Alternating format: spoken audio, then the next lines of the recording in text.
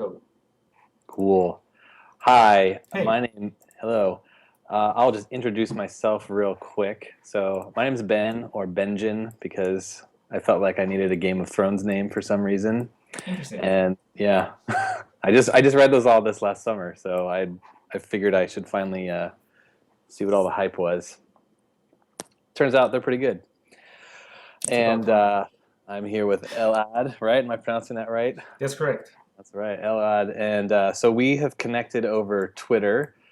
You were the first person to share my very first blog entry. Really? Twitter. Oh yeah, and I was secretly hoping that you would read it and like it, Oh, just because I know that you're very active on the Netrunner Twitter sphere. I'm mostly noisy, I think. Yeah, I think you have some excellent things to say. I like how you engage with people. So I'll just as a quickly, I appreciate that a lot, and Oh, you're welcome. It was a good post, so well done. well, I was glad you liked it, and it seemed like a lot of other people liked it. I had a very good first day That was because pretty cool. it was on the fetal AI guy shared it. It got on the Reddit page, so I was very happy, and it all started when you shared it. So thank you, really You're appreciate it. welcome. The atmosphere of your blog is very different than many of the other things, Netrunner things out there. Yeah, well, So it's refreshing. I'm not the expert. I feel like I tried to make my point of view just the guy who's trying to get better Yeah, and trying that's to learn perfect. along the way. And so I'm finding it. I'm finding out how difficult it is to actually like stick to the things that I wanted to do. Were It's you the hard. one who tweeted today that? No, that was the Fiddly Eye guy. He wrote that apparently doing your like everyday life Yeah. things while maintaining an Yes. online presence, it's difficult. Yes. Yes. With the "why you always lying" guy meme thing. Yes.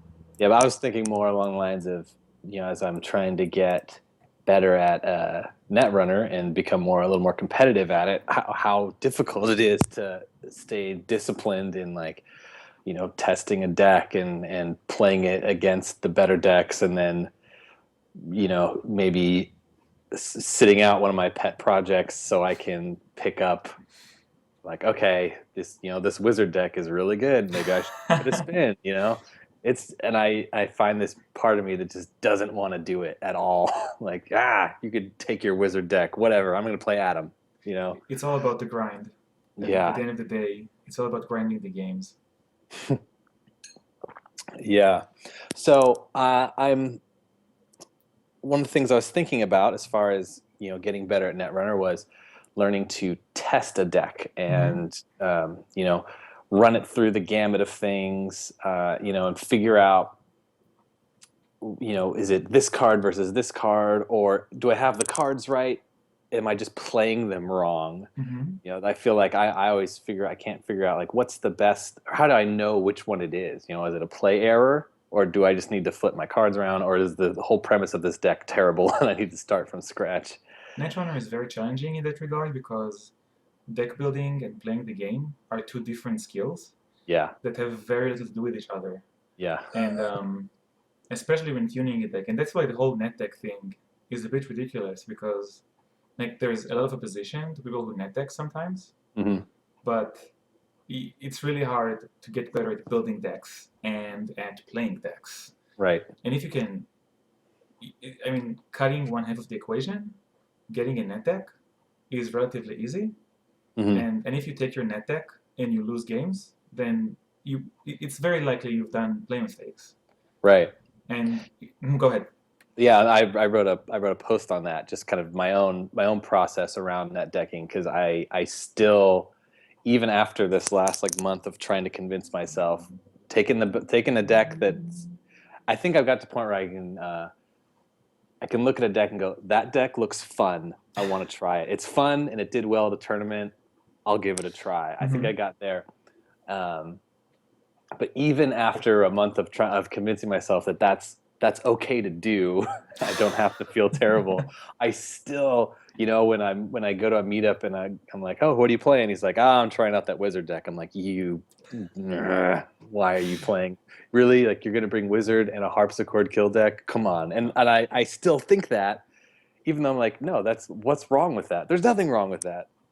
It's So it depends. And so first of all, you can take an online deck and know it's good and play with it and Mhm. improve as a player. You can do the opposite. You can't like magically implant, I don't know, Cerberus or Dan in your mind Yeah. and take a mediocre deck and say, "Oh, I'm playing perfectly, but the deck is messed Uh-huh. up." Right. So if you can somehow cut like half of the effort by taking a net deck, Yeah. that's great.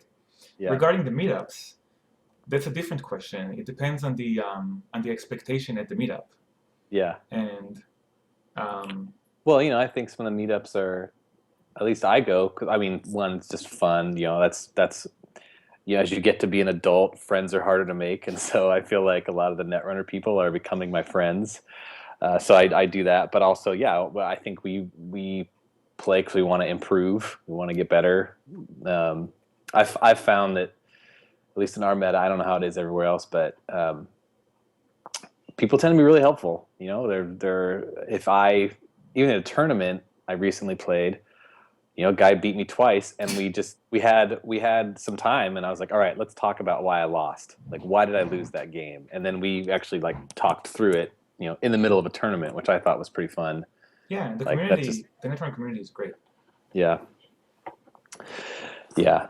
So anyway, I thought I'd pick your brain a little bit because you're a well-respected member of the nerd community. You've Am got some I? experience. I think so. I find that people generally have good vibes towards you. Okay, that's good. I'm glad to hear that. I mean, if you're feeling something different, then I'm missing something. But hey, they don't think you've been cool to me. You seem like a cool guy. I appreciate that. Thank you.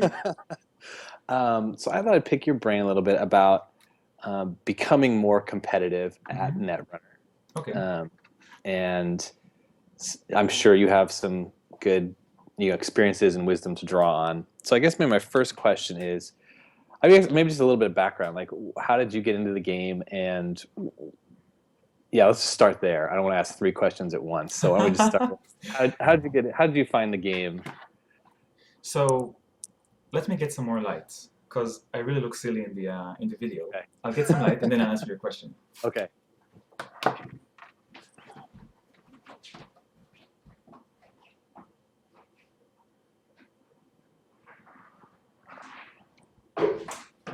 It's water, not vodka.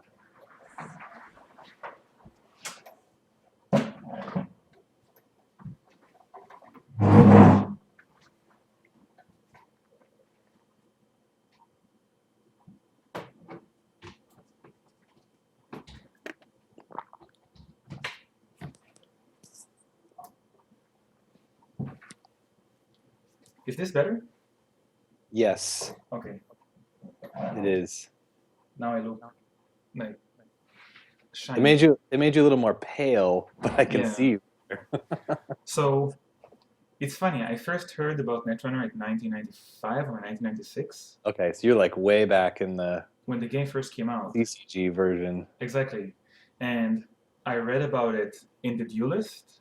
I don't know if you know about it. I wasn't. I was. I watched people get into collectible card games Okay. and never did it myself. So the Duelist is a journal that Wizards of the Coast published once a month. Okay. And so I read about Netrunner at the Duelist. I thought, oh, this game is really cool. And I always had like a love affair with Cyberpunk. Hmm. The troublesome part is that I read it, I think, on one of the only copies of the Duelist in Israel that was imported by a friend of mine whose father traveled to the US and bought it by like serendipity. Uh-huh. So there was no way to find the game, Yeah. which was a bit disappointing. And then I heard that Fantasy Flight is rebooting it, and So you just skipped like 15 years or something right so there. I've been aware of it. Yeah. And as soon as the internet came to Israel, I started reading about it, but I couldn't play. Uh-huh. But then I heard that Fantasy Flight is rebooting it, and that was Christmas in June or something. I don't remember when they announced that they're going to reboot it, but that was wonderful. So you were in from like the start of the reboot when Fantasy Flight took over. Were you like, as soon as that core set's out, you're like, gimme, gimme, gimme? So I had a friend who went to Gen Con in 2012, Okay. and I texted him again and again, asking him, "Did you get it? Did you get it? Did you get it?" He didn't, by the way, Ah. because they had a handful of copies and they disappeared in a second. Oh, sure. But as soon as it came to the complete strategist, I bought the core set, and then I bought everything, Uh-huh. and it ruined my life. In the best way. Yes, my name is Alad, and I'm addicted to Netrunner. Hi, lad. Yes. So that's how I got exposed to the game. As soon as the game was released, it was obvious to me that I want to play in a competitive environment. Uh-huh. Um, there was none at the time, so I just had to build it myself. Okay. I think we organized one of the first Netrunner tournaments in the US. Okay. And we organized the Complete Strategist. It was in December 2012. It was before the tournament kits were released. Okay. So we actually commissioned custom-made click trackers Okay. that had an apple out on them, but the leaf of the apple was a credit. Okay. So in my opinion, that is one of the most coveted collector's items for Android Netrunner. There has only been 5 sets made. One of them is owned by Lucas. Okay. I gave it to him as a gift when he came for the plug-in tournament.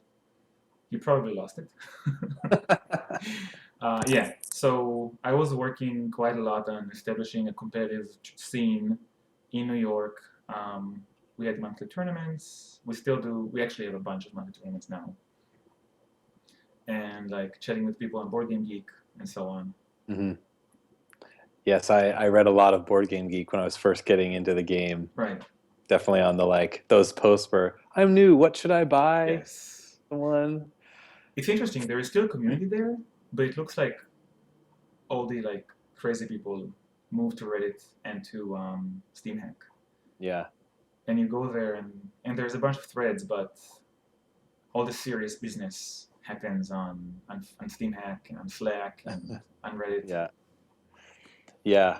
I think at some point at Board Game Geek I realized it was going 3 or 4 days without a new post, and I was like, Yeah. I think the heart and the energy has gone elsewhere. Yes. Yeah. Yeah, I got into it. I feel like I need to give context for the story, but I'm a person who it's difficult for me to know to like really name something that I like.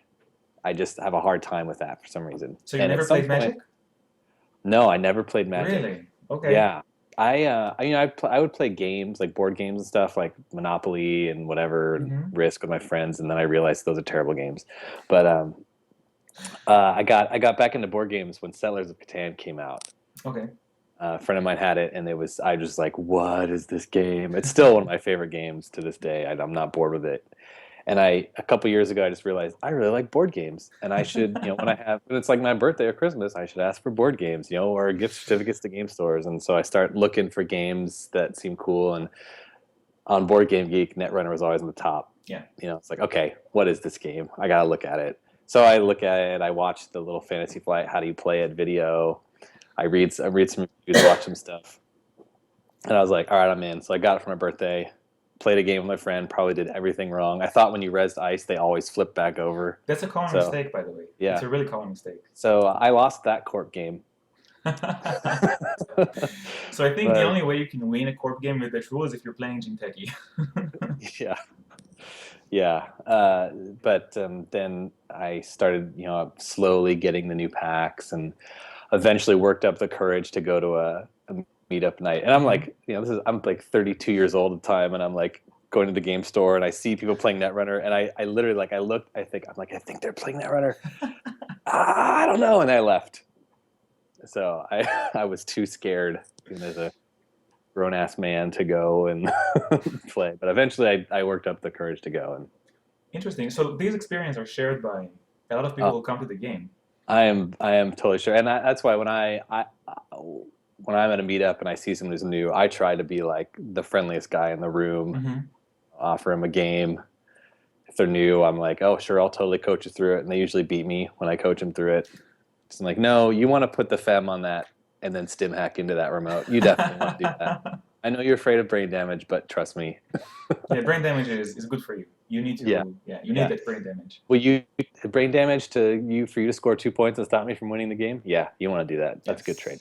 Yes. So, yeah. It's funny because I've been part of the nerd culture since I was born, probably. Uh, So for me, the status quo was to get into a room full of nerds and start doing like playing Dungeons and Dragons or playing yeah. board games or playing Magic. I've gone to Magic tournaments since I was 10, I think, and I went to LAN parties where you like bring your computer from Yeah. home and hook it up since I was 12 or 13. Hmm. So for me, this is the standard state of affair. Yeah. Like you have a bunch of people who are probably somewhat demented, but they have a shared hobby. So you just go into the room Yep. and you do the hobby thing. Yeah. But it's interesting that Netrunner, so that the demographic for Netrunner has always been an older crowd. Uh-huh. Richard Garfield designed Magic for teenagers to 20s, and he designed Mhm. Netrunner for 25 to 34. Oh, I didn't know that that was an intentional choice. At least that's my understanding. Okay. And Fantasy Flight are following that lead, and Yeah. the audience is like usually white males, but people in their 25 to 34 Right. years old, and but many of them do not belong to that like um, to that heritage. I don't know Yeah. of Yeah, sure. of showing up at a place where people play a game. Yeah. So your experience is pretty common, and I'm glad you got over it. And Yeah. Once I think when I finally sucked it up and just went, it was fun. And there was yes, actually, it was a time in the Portland minute where there was actually several new people coming around. So I would show up and realize, oh, you haven't played this very much either, which was good. I think actually one time I sat down and I was just looking for a game and someone else did, and the guys next to us, it was very clear that one guy was teaching the other guy how to play, and I was like, okay, this is actually yeah, this is good. this is good. Yeah. Um, yeah. So that, and then they did about 6 months after I started playing. They did a core set only tournament. So one That's core, great. you could have a single core set and build your deck from there. And I you did won. terrible. No, I did terrible. I did bad, but it was a lot of fun, and it was a good like first experience with competitive play. There was lots of new people there, and the card pool. It's like the great equalizer. Yes, that's good. Yeah, That you can just use. Like, you don't need to spend the $300, $400 to get everything. yeah. So that was a fun experience, and then I've just been as I've been able, I go to tournaments and play, and I at one time top eighted. There was no cut, but I got top 8, which I was pretty excited about. But Yeah, that's so pretty I'm cool. trying to go. I'm trying to go like, okay, I want to get consistently better at this game. Where I go to a tournament and I know. Well, so I have a store championship on Saturday, and I'm like, okay, if I can get top half, Good luck. I'm gonna be very pleased with that. I'll So probably still be disappointed because I always want to win, but realistically, yeah, top half. aim for a Jackson. That's the. Yeah. Well, we don't. Our tournaments aren't big enough where that's So going to aim be. for like 2 Jacksons. I don't know how they give the second Jackson, but Yeah. If I could hit a box, would be cool too. yes. We have a bunch. So I've been organizing tournaments since the game was released. I stopped in the past year because of time constraints. Yeah. But for the first 2 years or so, I organized all the tournaments, and I kept all the data. And you could see that some players like started at the bottom, and you could really see them like going up Yeah. as time progresses. Mm-hmm. And yeah, in the first few months they're like rank 20 and then 15 and then 10, and now they're top 6 to top 4 Yeah. on a regular basis. Yeah. Like they show up to tournament and they're like, I got a shot at this. Yes, this is pretty cool. Never a guarantee, but I can do well. Yes, so it's a skill. You work on it and it improves. It's very satisfying. Yeah. So when you started in the competitive, when you're playing, like how are you doing? I was doing great, but it was a true level playing field Yeah. where no one has played the game before. Mm-hmm.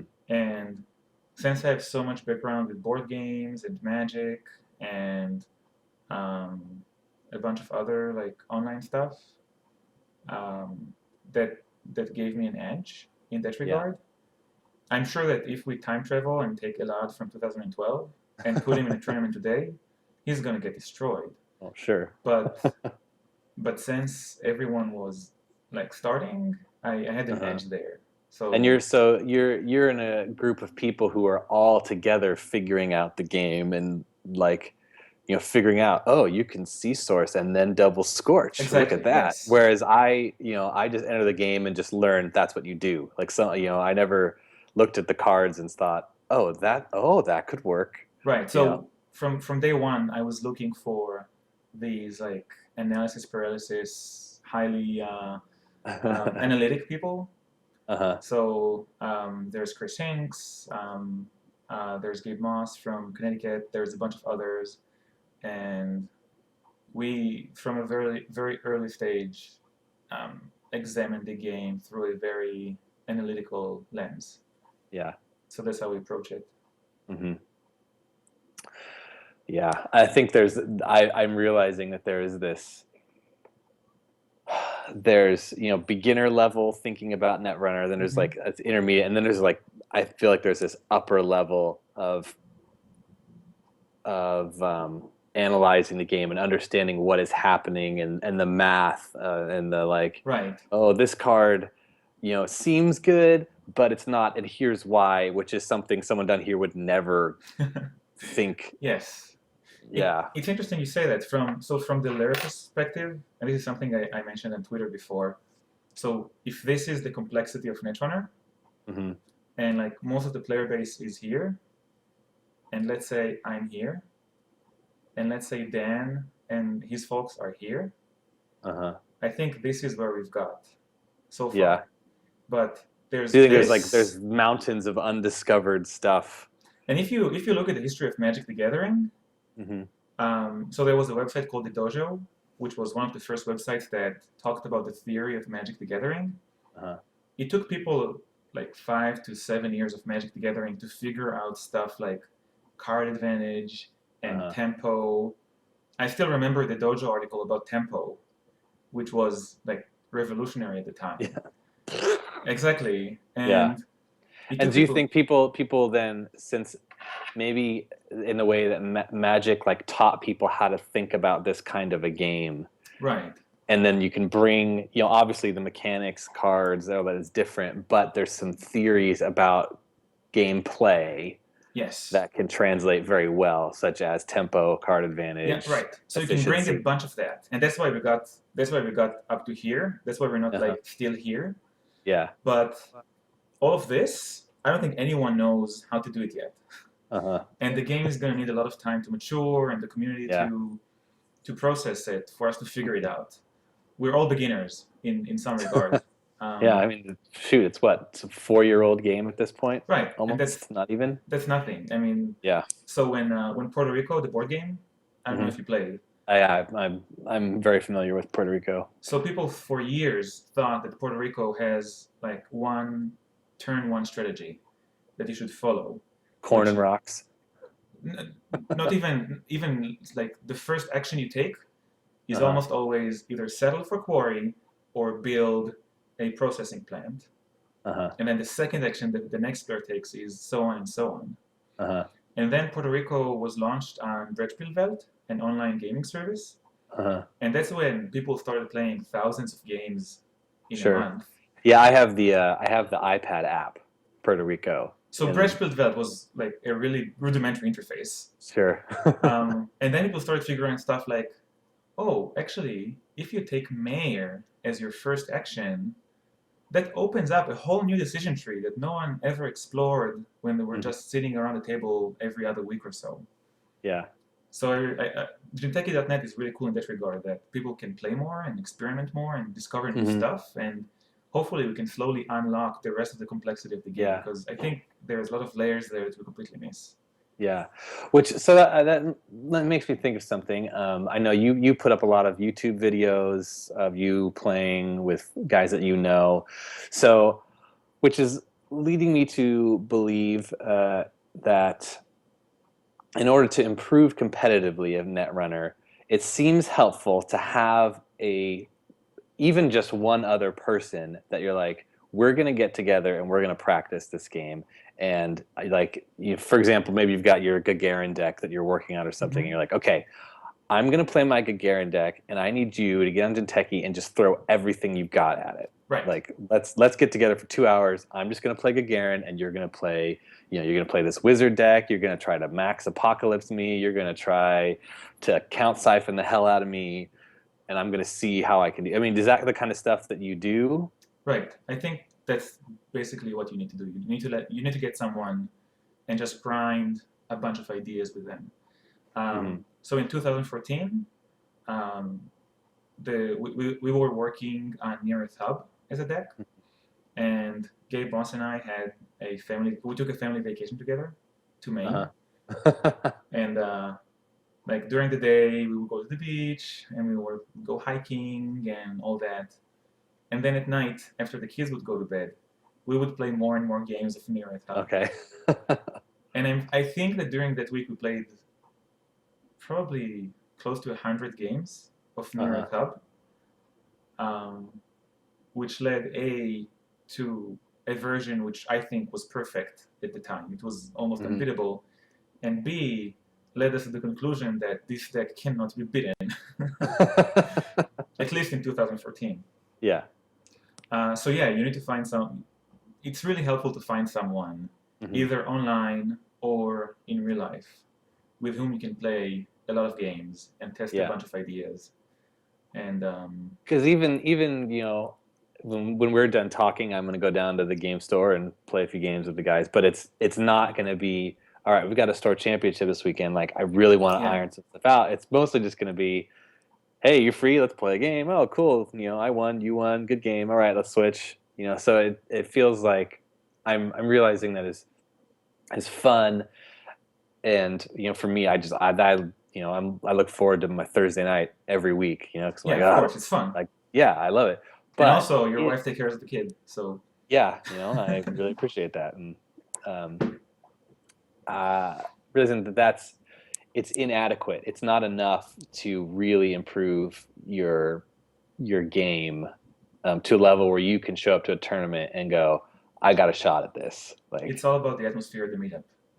Yeah, and ours are like super casual, and I don't know that I would want that to change necessarily, because I figure the guys in our meta who are really good, they have to do it. They have to like meet up.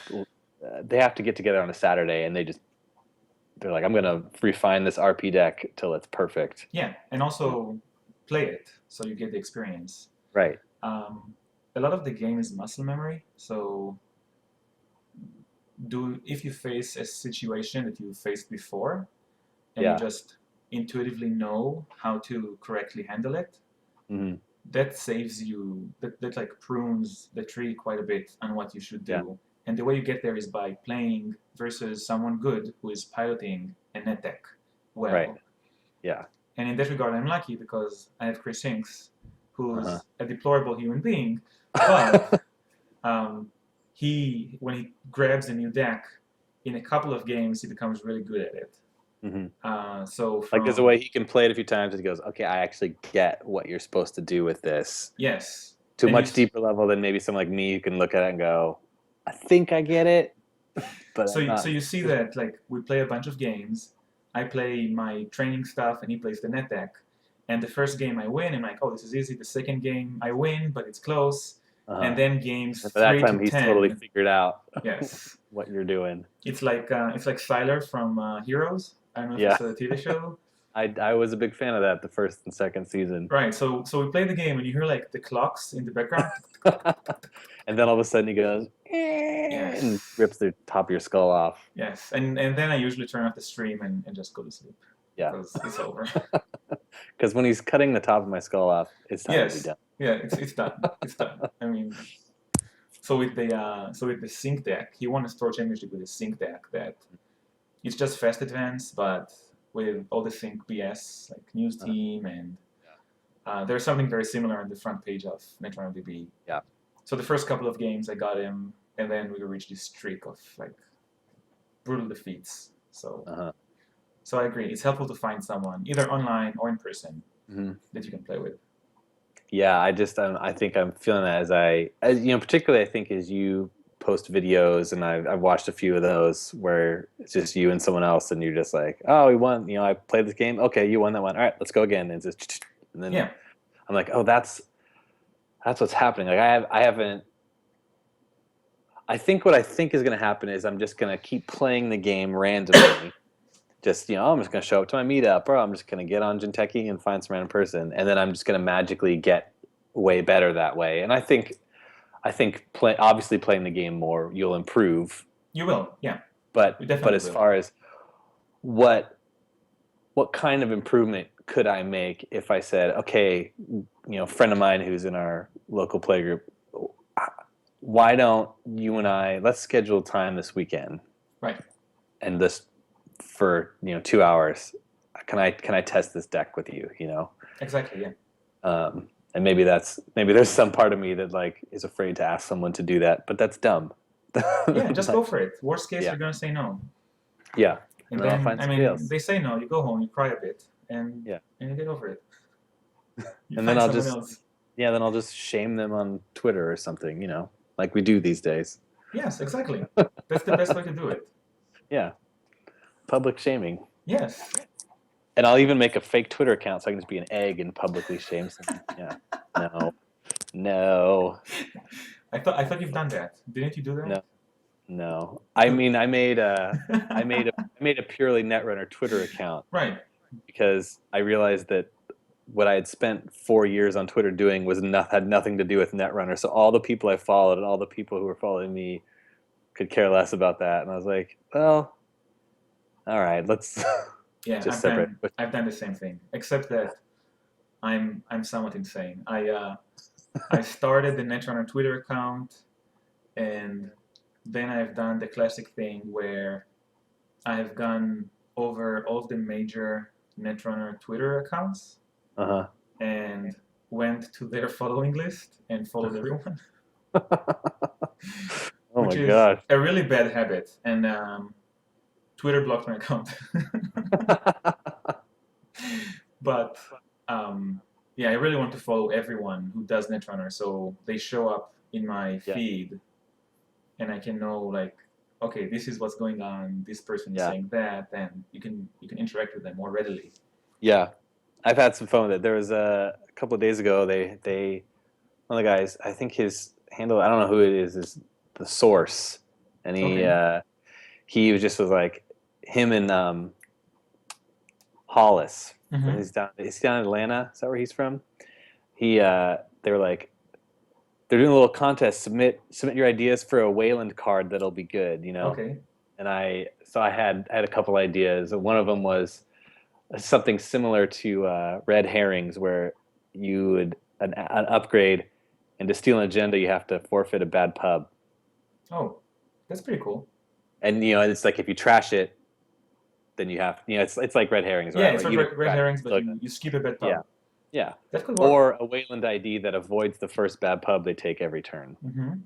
Those were my two ideas. And that was kind of fun because I'm like, oh, I get to interact with these people who I wouldn't normally get to talk about this game with. Yeah, this is the whole thing. This is what I like about the game. Yeah. Interacting with other people and figuring out, like I tweeted a few days ago, I thought you participated as well. Like, let's say we have an operation that says gain X credits for every brain damage that the runner has. Yeah.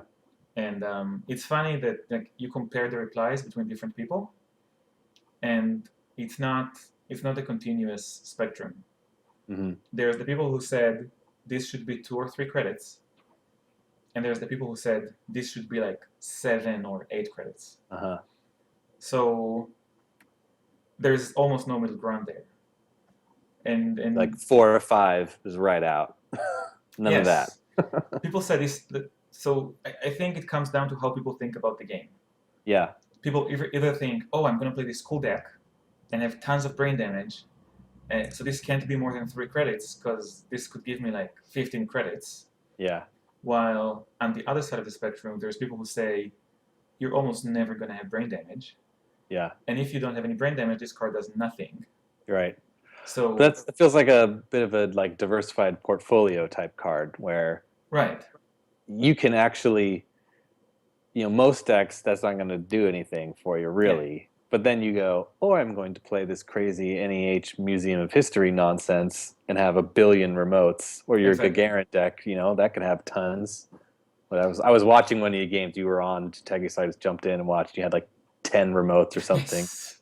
and he hits a tour guide with an inability to recur a parasite. Yeah, that's Tasty. usually when the game is over. I was really impressed in that one. Like I just watched. I didn't realize all the stuff was in your deck, but like it seemed like you had really.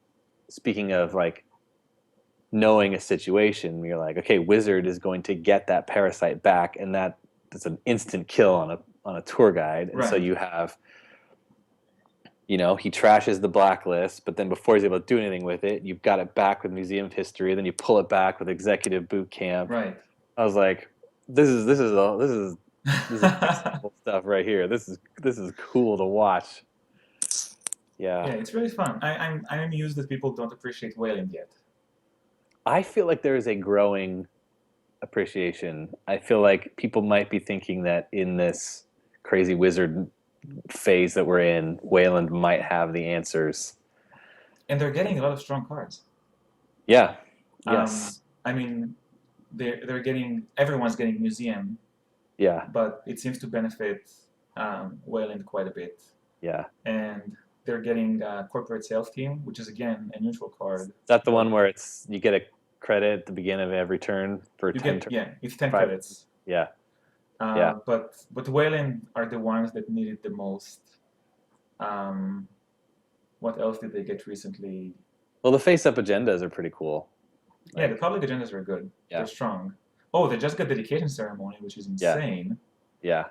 Oh my gosh, I was playing the Apocalypse Kate last night, and a guy. Oh, I was like one turn too late on being able to get it down. Like I was like, I got enough credits now, and then like, I'm like, I can do it on the next turn, and then he like throws another upgrade into HQ. I'm like, that is a Caprice and a Chrysium grid on HQ. Oh, that's too much. With off the grid, and then he throws a Hollywood on it, dedication, and I was like, oh gosh, I was one turn too late on it. Which, by the way, Apocalypse Kate is really fun. It is fun, at least for one player at the table. Yeah, well, it's fun. I've been playing. I don't know why, but a lot of people are playing Personal Evolution, so they throw out a few and advance a couple with like no ice, and I'm like, okay, it's Apocalypse. Let's not even worry about whatever those were. We're done here. You don't need all that stuff. It was face down anyway, so you don't need it. Yeah. If you needed it, you would press it. And why would I spend all this time checking them all when I can just see them all at the same time at archives? Yes. Perfect. And they can't hurt me as much. So yeah, it's fun. I will probably be taking not your version, but the one that from Steam Hack? Yeah. The one that was in Seattle last weekend that made you say you wanted to move to Seattle. Yes. Yeah, I'm doing that one. And I think I'm going to go with there's a MedTech deck that did pretty well, I think, in the Bay Area. Yeah. And I feel like as I play that one, I'm just like, this is a deck that just makes you play like a good, solid corp game. Like, don't go too fast, don't go too slow, but just like get your ice, get your money, put the priest in it, make sure you got enough money, install advance. So this is what one of my friends calls you're playing real Netrunner. Yeah. And like you have what you said, you have ice and you have scoring windows, and yeah. I don't like playing real Netrunner. I feel like maybe where I am, like it would be helpful for me to just have to do it because I lost a game today because I realized it's one of those dumb things where you're just like, I don't have enough money to res the ice and score the agenda. Oh. But I've already done it. And I'm realizing if he can get through, then he's going to hit Caprice several times. And even if I win, I'm losing all my money on the side games. Right. That was not a good idea. So it forced that kind of thinking, just get the basics, man. Like, you got to have enough money to do what you need to do. Yeah, it's an economic game. At the end of the game, it's at the end of the day, it's all about, it's a game about money. Yeah. And I think people are pissed about Wizards because it breaks the the equation Yeah. of it, because Faust means you don't care about money as much. Yeah. But now you care about cards, so it's still an economic game. You just need to figure out the new economy. Yeah. Yes. Quickly, I don't want to go too much longer here, but back to something we talked about at the beginning, where you're the kind of two big variables that I see in Netrunner are the cards you put in your deck and then how you play them. Right.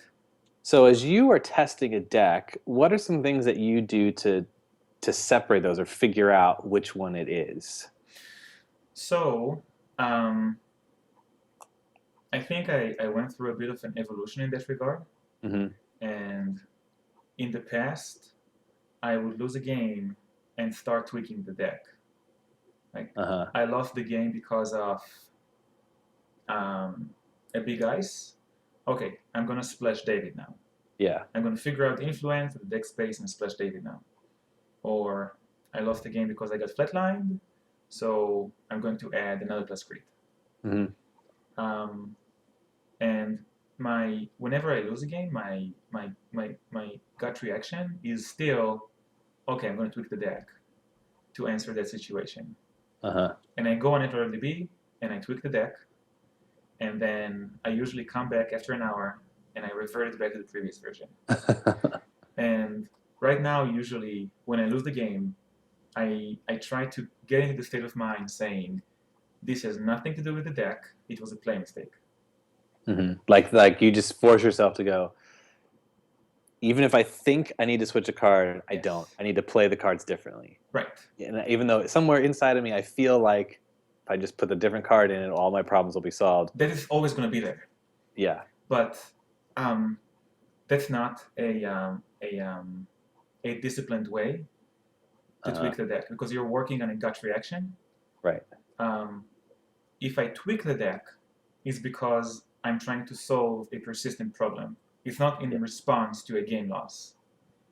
Like, doing stuff in response to a game loss, in general, I think in life, like doing stuff in response to a bad event is generally bad strategy. So likewise, when tuning a deck, I try not to tweak the deck in response to game loss. I try to think, what have I done wrong? When I tweak the deck, it's because I want to solve a specific problem or test a specific idea. Yeah. And I found so that if you find, say, like you're playing a deck and you're just constantly getting flatlined, no matter what choices you're making, you're trying to be cautious, but you just keep dying. Then you're like, okay, maybe that is a card problem, but not until I've like really tried to not die. Yes. Really hard. And then you think back about the game. So you just died. You got mid-season, and 3 turns later, they kill you. Yeah. So you think back, what happened there? If I had another plus crit, I would not lose that game. That's for sure. Sure. And it was installed, and yeah, I would not lose that game. But actually, I lost that game because they had 7 more credits than me, and they installed an agenda, and I stole it, even though they only had 1 point at the time. And nowadays, the threat of Estro is gone from kill decks, from at least many of them, like Harpsichord. What I should have done is let them score the agenda. They're going to be at 3 points, and they're going to have 3 less credits. I'm going to use that turn to get back my economic advantage, and we're going to keep playing the game. Yeah, and then maybe I'll make them rest some ice so they have less money. Right. Because they don't want me to score agendas now because they can't mid-seasons. Exactly. Yeah. So I think that oftentimes when I lose the game, it's because I make a play mistake. Yeah. And, so you might suggest, like, I bring a deck to a meetup like tonight, and I could very conceivably lose every game. It doesn't mean that the cards in my deck, and I should probably just say the cards in my deck are good. Yes. What were my play mistakes? And that should be the first thing I'm thinking about. Yes. Always start from the play mistakes. Yeah. The one possible exception for this is if you like just sleeved a brand new deck that you have never played before and you didn't take it from Netrunner DB, and it's just like a bunch of ideas that you throw in a deck editor and sleep now. And the initial tuning is always very tumulus. What's the word? Anyhow, Tenuous? I don't know. Not tenuous. I don't know what we're looking for. so your initial tuning is always very you change a lot of ideas rapidly. Yeah. But after the first 5 to 10 games or so, even less, you should start thinking about playing stakes. Yeah. Yeah. I think that seems like really good advice. Well, because I think it also is it's the harder one to do. Yes. Because it requires you to think back about the game, to be more critical of yourself. Because I think it's probably easier to go, you know what, I should have just put in a Gordian Blade instead of a Zoo because whatever, or whatever, name your card switch, or I need 2 Plascretes, rather than go, no, I wasn't paying attention to the economy of the game. Right. And I wasn't trying to keep his credits low and my credits high. I wasn't forcing him to res ice. I was too worried about getting the agenda now, which, I wanted to like somehow win the game by scoring 1 agenda. Yeah. When actually letting him get to 3 points would have been fine because of the 3 credits and the turn it would have taken to score it. Yes. It's really difficult to say I messed up. And yeah. It's much easier. But even that, more so maybe to identify exactly how and why and what choices you made to which is actually, I think one of the things I'm realizing as I'm writing my blog and trying to get better is this is not just about getting better at Netrunner. This is about getting better at life. It's learning to critically examine the choices that you made, not the random things that happened to you, but like what choices did I make in the midst of my day that led me to where I am now. Or it's much harder to do. Yes. To take responsibility for all of your choices. Now we're getting like deep into. So have you seen Day 9 100? No. So do you know Day 9? No. Do you know StarCraft, the game? I played StarCraft 1 a little bit. So StarCraft is a video game.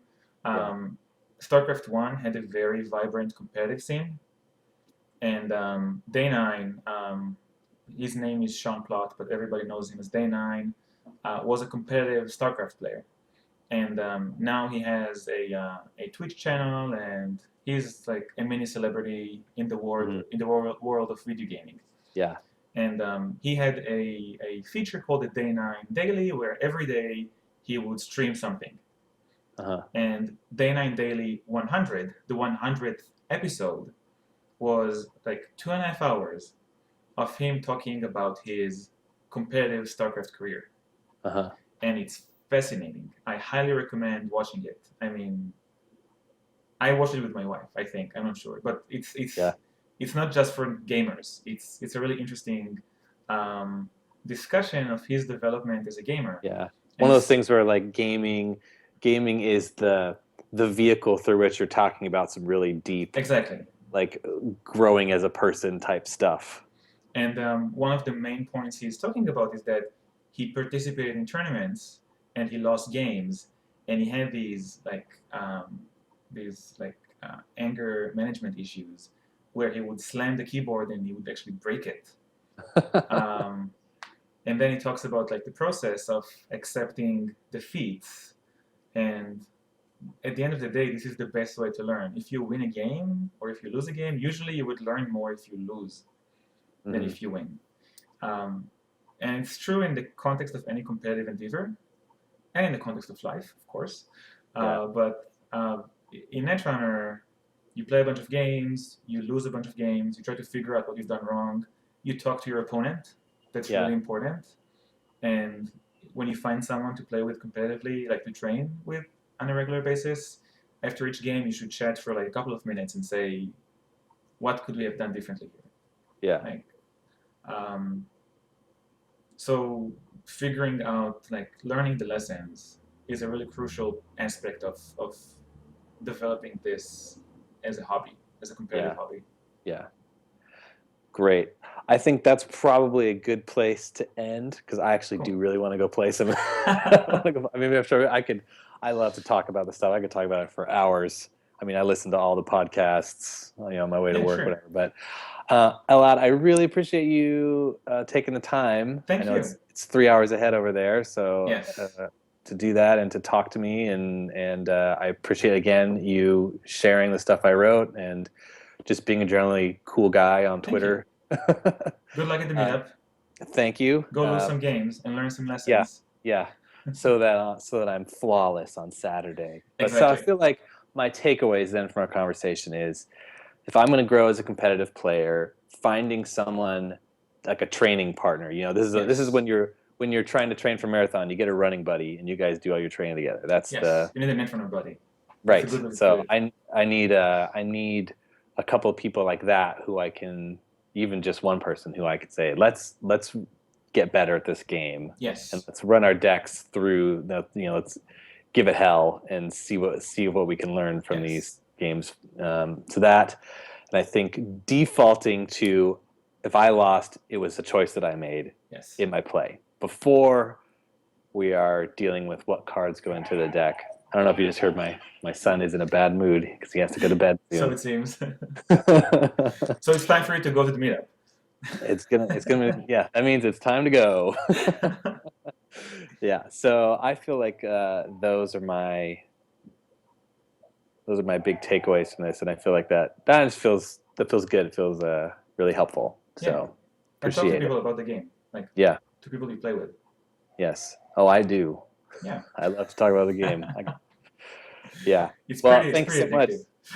Cool. Oh, yeah. Thank you. Good luck. So much. Good luck on Saturday as well. Thank you. I'll let you know how it goes. I'll do one of those Store Championship live tweets. Yes, like 2-0, 3-1, 5-3. Kate's tearing it up. MedTech needs some help. Or vice versa. Yeah. Cool. All right. Thanks a lot. Bye-bye. Hopefully one day we'll get to meet IRL. I'm sure we will. Yeah. Hopefully sooner than later. Yes. Well, have a good night. Likewise. And I'll see you on the Twitter sphere. Yep. Bye-bye. Bye.